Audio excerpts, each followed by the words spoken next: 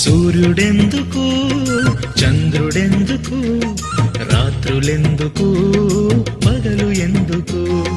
రాత్రి పగలు దేవుడే చేసెనని ఆ దేవుని పని నీవు చేయాలని రాత్రి పగలు దేవుడే చేసెనని ఆ దేవుని పని నీవు చేయాలని